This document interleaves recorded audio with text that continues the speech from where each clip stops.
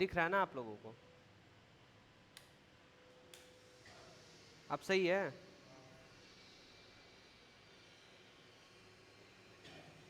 ठीक तो है।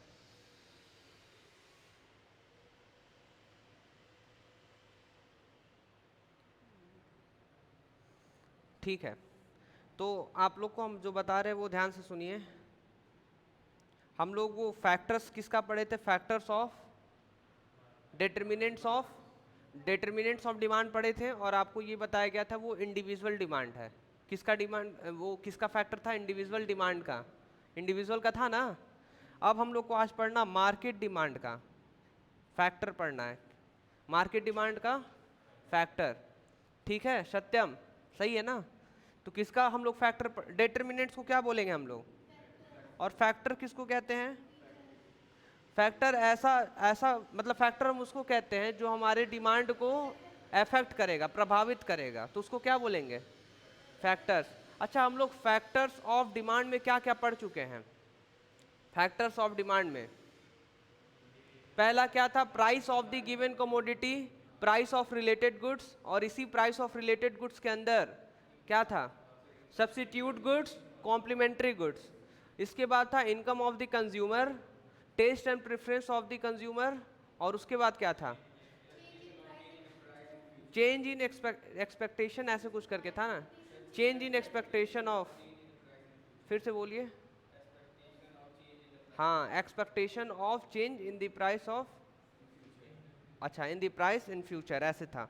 फाइन, तो हम लोग उसमें लगभग 5 पढ़े थे। 5 के बाद हम लोग 6 यहाँ पढ़ेंगे, 7 ये है और 8 ये है। ठीक है, मार्केट डिमांड में पता है क्या है? वो तो आएगा ही पांचों, 5 के बाद ये भी आएगा, ये भी आएगा और ये भी आएगा, 3 एक्स्ट्रा इसमें हो जाएगा। ठीक है, अगर कोई पूछा डिटर्मिनेंट्स ऑफ इंडिविजुअल डिमांड बताइए, तो वो 5 बताएंगे, और अगर कोई बोल दिया डिटर्मिनेंट्स ऑफ मार्केट डिमांड, तो ये पूरा 8, 5 और प्लस 3 8। ठीक है, फाइन, क्योंकि जब हम लोग मार्केट डिमांड की बात करते हैं तो उसमें एक से अधिक लोगों के डिमांड की बात होती है।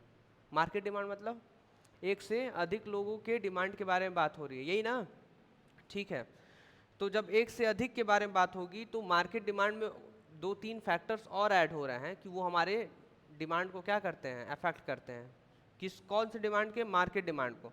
जैसे एग्जांपल ये क्या लिखा है? Size and composition of population. जितना ज़्यादा होगा पॉपुलेशन उतना ज़्यादा होगा डिमांड। ये बात सही है कि नहीं? जितना कम होगा पॉपुलेशन उतना कम होगा डिमांड।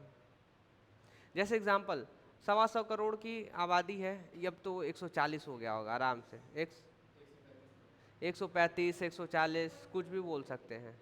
मान लीजिए 135 करोड़ है ना, तो 135 करोड़ क्या कर रहे हैं? डिमांड कर रहे हैं कहीं ना कहीं। अब 35 करोड़ मान लीजिए हटा दिया जाए, मान लीजिए एक साइड भूकंप आ गया, भूकंप में 35 करोड़ साफ। अब बताइए 35 करोड़ का जो डिमांड है वो खत्म हो गया कि नहीं हो गया? तो पॉपुलेशन जितनी ज़्यादा होगी उतना ज़्यादा डिमांड होगा, पॉपुलेशन अगर कम होगी तो डिमांड कम होगा। ये देख रहे हैं आप किस लेवल पे बात कर रहा है? पूरा मार्केट डिमांड लेवल पे, मतलब सारे लोगों को लिया है कि सारे लोग अगर अधिक होंगे तो ज़्यादा डिमांड होगा, पॉपुलेशन अधिक होता है अधिक डिमांड होगा, कम होगा तो कम होगा। ठीक है, फाइन। सेकेंड में क्या लिखा हुआ है? सेकेंड में लिखा सीजन एंड वेदर। अब आप बताइए, जब हमारा सीजन चेंज होगा तो डिमांड चेंज होगा कि नहीं होगा? जैसे सीजन में क्या लिख मान सकते हैं? ड्यूरिंग विंटर सीजन, विंटर में क्या होता है? डिमांड फॉर, क्या लिखा है? Demand for woollen clothes and jackets. आप बताइए विंटर के समय क्या होगा? वुलन क्लोथ की डिमांड बढ़ जाएगी, विंटर के समय वुलन क्लोथ की डिमांड बढ़ जाएगी। अच्छा, मान लीजिए अभी समर आ गया, गर्मी, गर्मी में क्या होगा? कॉटन, और प्लस खाने पीने में बताइए, आइसक्रीम, एसी की डिमांड बढ़ जाएगी, लोग खरीदने लगेंगे। तो आप लोग को समझ में आ गया, सीजन अगर चेंज होगा तो क्या होगा? क्या हुआ? हाँ, और आगे क्या लिखा है? ये डिस्ट्रीब्यूशन ऑफ, हाँ आगे क्या लिखा है? Distribution of income. इसका मतलब समझिए, डिस्ट्रीब्यूशन ऑफ इनकम। देखिए गवर्नमेंट जॉब तो सबका है, मतलब जिसका जिसका गवर्नमेंट जॉब है वो, और जिसका जिसका प्राइवेट जॉब है वो। तो क्या गवर्नमेंट जॉब में जितने लोग गवर्नमेंट जॉब कर रहे हैं क्या सभी को सैलरी बराबर मिल रहा है? नहीं ना। किसी को 10,000 तक भी मिल रहा होगा, किसी को 70,000, किसी को 1.5 लाख, किसी को 2.5 लाख, उसी गवर्नमेंट से। तो ये जो डिस्ट्रीब्यूशन ऑफ इनकम है ये अलग है या सेम है? अलग अलग है ना। तो वही बोल रहा है कि अलग अलग जो ये इनकम है तो सबका डिमांड क्या होगा? अलग अलग होगा। जैसे आइए देख लेते हैं, if the income in country equitable distributed then market.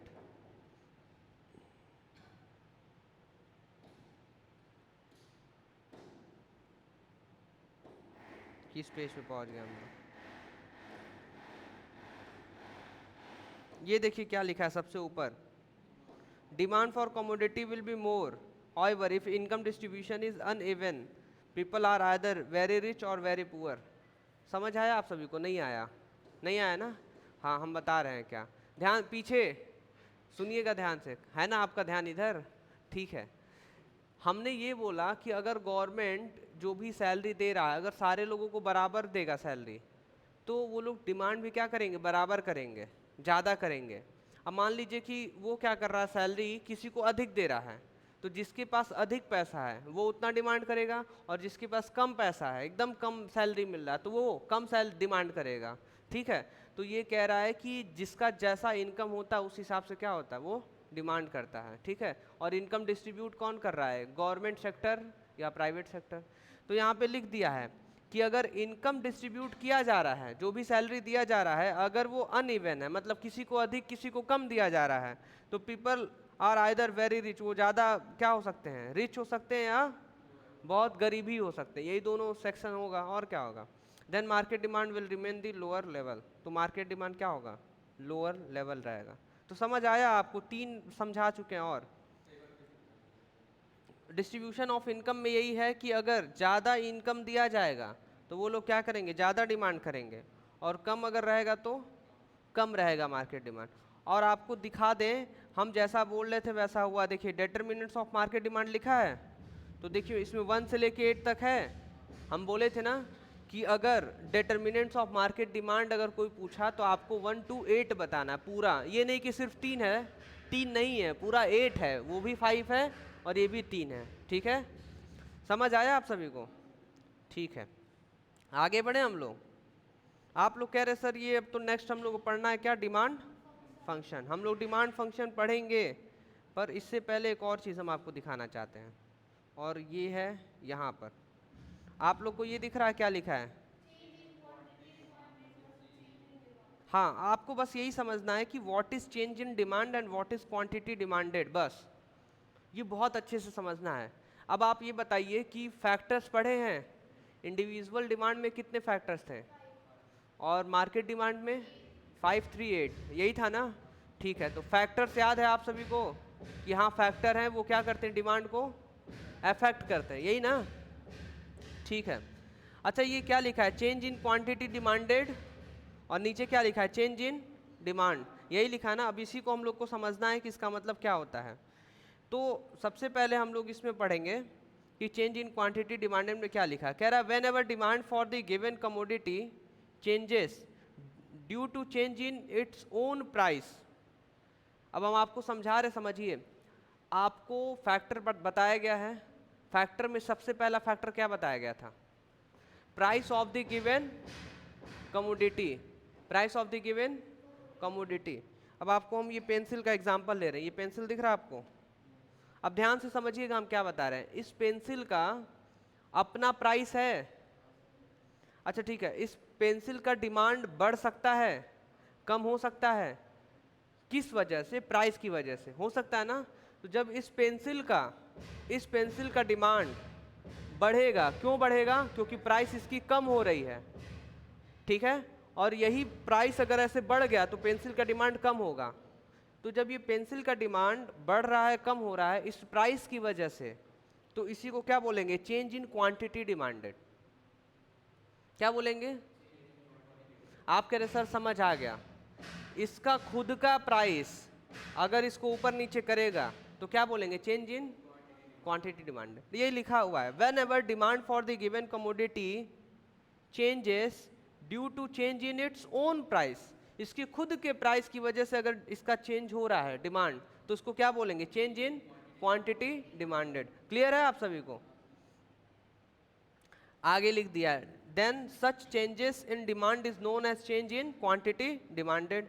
If demand for Pepsi change due to change in its own price, जो पेप्सी का डिमांड है उसके खुद के प्राइस की वजह से चेंज हो रहा है, then such changes in demand for Pepsi is known as change in quantity demanded. उसको क्या बोलेंगे? Change in quantity demanded. समझ आ रहा है? क्लियर है? आगे बढ़े हम लोग। आगे लिखा है चेंज इन डिमांड। क्या लिखा है? Change in demand. इसमें क्या हो सकता है? जितने सारे फैक्टर्स हैं उसकी वजह से। आइए देख लेते हैं, यही लिखा है चेंज इन डिमांड में होता है when ever demand for the given commodity changes due two factor other than price. आप लोग याद करिए, जब हम आपको फैक्टर्स पढ़ा रहे थे तो पहला फैक्टर था price of the given commodity. वो पहला फैक्टर क्या था? Price of the given commodity. मतलब वो यही बता रहा था कि इसी पेंसिल का खुद का price of the given commodity, इसका खुद का प्राइस ऊपर नीचे कर सकता है। तो वो पहले हम लोग किस में पढ़ चुके हैं? पहला factor change in quantity demanded में। अब उस फैक्टर्स को छोड़ के, प्राइस को छोड़ के, बाकी जो 7 फैक्टर बचे, उस 7 फैक्टर की वजह से अगर इसका डिमांड ऊपर नीचे होगा तो हम उसको क्या बोलेंगे? चेंज इन डिमांड, की डिमांड में चेंज हो रहा है। आया समझ में? ठीक है। टोटल कितने आपको बताए गए? 8। तो 8 में से जो पहला है price of the given commodity, वो है चेंज इन क्वांटिटी डिमांड के लिए, इसकी उसकी वजह से चेंज होगा तो क्वांटिटी डिमांडेड, और जो 7 रहेगा वो चेंज इन डिमांड। क्लियर है? फाइन।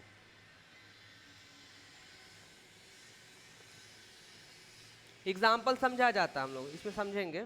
देखिए क्या लिखा है, इफ डिमांड फॉर पेप्सी, किसका? ये पेप्सी है, दिख रहा है ना? कौन सा है? कोका कोला या थम्स अप है? काला कलर का है भी, दिख रहा है ना? पेप्सी या कोका कोला। ये पेप्सी का जो डिमांड है चेंज हो रहा है due to change in price of Coke. ये क्या है? पेप्सी। इस पेप्सी का डिमांड चेंज हो गया क्योंकि कोक की वजह से। क्यों? क्योंकि प्राइस ऑफ कोक है, हो सकता है कोका कोला का प्राइस कम हो गया होगा। तो जब वो कम होगा प्राइस, जब उसका प्राइस कम होगा, किसका प्राइस? कोका कोला का, तो इसको लोग नहीं खरीदेंगे। हाँ, सब्स्टिट्यूट गुड्स है, सही बोल रहे हैं। जब कोका कोला का प्राइस कम होगा तो इसको लोग, इसका डिमांड भी कम कर देंगे क्योंकि वही खरीदने जाएंगे। ठीक है ना? तो वही लिखा है। और ऐसा भी हो सकता है कि ये पेप्सी हम पी रहे हैं तो वो कोका कोला का प्राइस कुछ ज़्यादा ही बढ़ गया है, तो हम कहें कौन जाएगा कोका कोला पीने, पेप्सी ही पीते हैं ना, इसी का डिमांड बढ़ा देंगे। तो समझिए, कोका कोला का प्राइस कम होगा तो इसका डिमांड कम होगा पेप्सी का। कोका कोला का प्राइस अगर बढ़ेगा तो पेप्सी का डिमांड बढ़ा देंगे। समझ आया? ठीक है। तो वही लिखा है चेंज इन डिमांड में। क्लियर? चलिए आगे बढ़े हम लोग।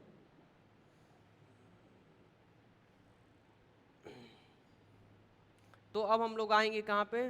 Demand function. यही पढ़ना था ना हम लोगों को? ठीक है। तो अब हम लोग जा रहे हैं क्या पढ़ने? Demand function. तो डिमांड फंक्शन में क्या लिखा है? Demand function shows the relationship. Demand function हमको रिलेशनशिप दिखाता है आगे किसके बीच में? Between quantity demanded for a particular commodity. एक पार्टिकुलर कमोडिटी ले लेते हैं, जैसे मान लीजिए ये रिमोट ले लिए, ठीक है? या रिमोट नहीं लेंगे तो आप पेंसिल ले लीजिए। ये पेंसिल ले ली हम लोग। अब ये पेंसिल के बारे में जो हम बात कर रहे हैं ये हो गया पार्टिकुलर कमोडिटी। क्या हो गया? ये पार्टिकुलर कमोडिटी। अब इसी के हेल्प से हम लोग समझेंगे कि डिमांड फंक्शन क्या होता है। ठीक है? तो लिखा हुआ है इसमें, demand function shows the relationship between quantity demanded for the particular commodity. इसका quantity demanded and the factor influencing it, ये और इसी के साथ साथ जो 8 फैक्टर हैं, 7 से 8 फैक्टर हैं जो इसको क्या कर रहे हैं? प्रभावित कर रहे हैं ना? 7-8 फैक्टर इसको प्रभावित कर सकते हैं, इसका डिमांड ऊपर नीचे हिला सकते हैं। इसी दोनों के बीच का रिलेशनशिप क्या होता है? Demand function. क्या होता है? Demand function. इसका डिमांड बढ़ा सकता है, कम कर सकता है कौन? 8 फैक्टर। कौन? 8 फैक्टर कर सकता है कि नहीं? समझ? एक पार्टिकुलर कमोडिटी मतलब कि कुछ ना कुछ है, तो इसका डिमांड बढ़ा सकता है, कम कर सकता है। 8 फैक्टर। तो जो फैक्टर्स हैं 8 वो, और इसका जो डिमांड ऊपर नीचे होगा वो, दोनों के बीच का जो रिलेशनशिप है उसी को क्या बोलेंगे? Demand function. फिर से आप लोग लिखेंगे कैसे? यहाँ पे पढ़ लीजिए, लिखेंगे कैसे? Demand function shows the relationship between quantity demanded for a particular commodity and the factor influencing it, जो इसको इन्फ्लुएंस कर रहा है। ठीक है, और आगे लिखा है कि एक कंज्यूमर का होगा तो इंडिविजुअल, और बाकी मार्केट अगर एक से अधिक होगा तो। डिमांड फंक्शन कैसे कैसे हो सकता है? एक individual demand function, individual demand function में कितने फैक्टर अफेक्ट करेंगे? 5, और मार्केट वाले में 8। ठीक है, 5 फैक्टर्स जो हम लोग पढ़े हैं वो देखिए नीचे लिखा है, ये है देखिए, प्राइस है पहला, प्राइस है ना, फिर प्राइस ऑफ, ये price of the given commodity ये है पहला, प्राइस ऑफ रिलेटेड गुड्स ये है दूसरा, तीसरा, चौथा और ये पांचवा, दिख रहा है? ठीक है, अब इसी पांचों को देखिए कैसे कैसे डिनोट किया है, वो बहुत इंपॉर्टेंट है आपको समझना, नहीं समझेंगे तो फिर दिक्कत हो जाएगा। देखिए पहला क्या है, पहला हमारा price of the given commodity है, तो उसको कैसे डिनोट किया? P और X। ठीक है, और उसके बाद प्राइस के बाद हम लोग पढ़े थे प्राइस ऑफ रिलेटेड गुड्स, तो उसको कैसे डिनोट किया? P और R। ठीक है, क्या लिखा है? P और R। क्यों R लिखा है? क्योंकि रिलेटेड गुड्स का जो R आ रहा है ना, वो यहाँ पे R लिख दिया। क्लियर है आप सभी को? फाइन। अच्छा, तीसरा क्या पढ़े थे हम लोग? इनकम ऑफ दी, तो इनकम को हम Y से डिनोट करेंगे। किससे डिनोट करेंगे? Y से। ये आप लोग याद रखिएगा, 12th में भी है, जहाँ जहाँ इनकम आएगा ना तो हम लोग I नहीं लिखते हैं, उसको Y लिखते हैं, बस इसी तरह डिनोट करते हैं। ठीक है, तो इनकम को कैसे डिनोट करेंगे बोलिए? Y से, और टेस्ट को T से, और फ्यूचर एक्सपेक्टेशंस को F से। ठीक है, हाँ, किसको?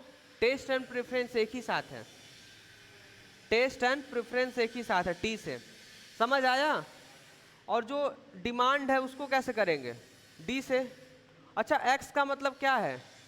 कोई एक कॉमोडिटी, जैसे हम पेंसिल ले रहे हैं ना, तो इसी पेंसिल का नाम वो X लिखा हुआ है, इसी पेंसिल का नाम वो क्या लिखा है? X लिखा है। X की जगह आप पेंसिल लिख सकते हैं, क्या लिख सकते हैं? पेंसिल।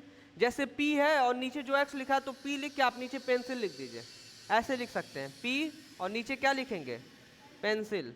काम खत्म। डिमांड लिखना आपको तो लिखेंगे D और नीचे क्या लिखेंगे? पेंसिल। समझ आ रहा है? ठीक है, तो कैसे कैसे डिनोट करना है आप लोग को नीचे यहाँ पे बता दिया था, बताया था कि नहीं? हाँ, क्या? नहीं, DX है, X का मतलब कॉमोडिटी। हाँ, F कहाँ लिखा हुआ है? ये फ्यूचर एक्सपेक्टेशंस है, expectations of change in price in future, ये F है। ठीक है ना?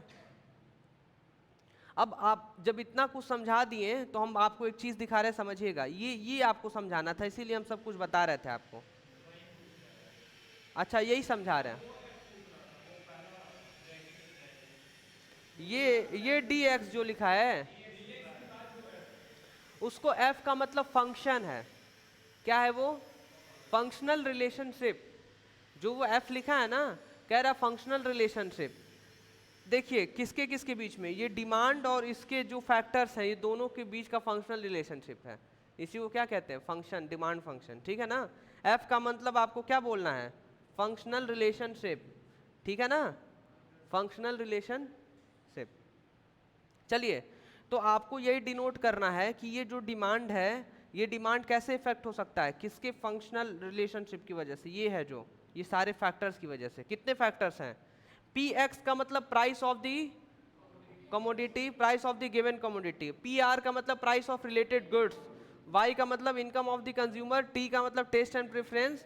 और F का मतलब, हाँ, expectations of change in price in future, expectations of change in price in future. तो ये रहा था हम लोग का डिमांड, इंडिविजुअल डिमांड फंक्शन। कौन सा था? आप कह रहे हैं सर हमको समझ आ रहा है, मार्केट डिमांड फंक्शन में बस 3 और बढ़ जाएगा, यही होगा ना? तो आइए देख लेते हैं 3 बढ़ा है कि नहीं। देखिए 1 2 3 4 5, इतना तो था पहले से, बस यही 3 और बढ़ गया है, और इसी तीनों को हम दिखा दे रहे हैं। Size and composition of population को किसको दिखा रहा है? O से, डिस्ट्रीब्यूशन ऑफ इनकम को D से, और सीजन एंड वेदर को S से। बस यही 3 एक्स्ट्रा बढ़ गया। किस में है ये? Market demand function. Market demand function क्या लिखा है, refers to the functional relationship between market demand and factor affecting market demand, ये और ऊपर क्या लिखा था, individual demand and factor affecting with individual demand. कह रहा है कि जो इंडिविजुअल डिमांड फंक्शन है उसकी जो इंडिविजुअल डिमांड को इंडिविजुअल के फैक्टर्स अगर अफेक्ट करेंगे 5 फैक्टर तो वो क्या होगा, इंडिविजुअल डिमांड फंक्शन। और मार्केट डिमांड में मार्केट डिमांड को अफेक्ट कर रहे हैं मार्केट डिमांड के फैक्टर्स, तो उसको क्या बोलेंगे, मार्केट डिमांड फंक्शन। क्लियर है आप सभी को?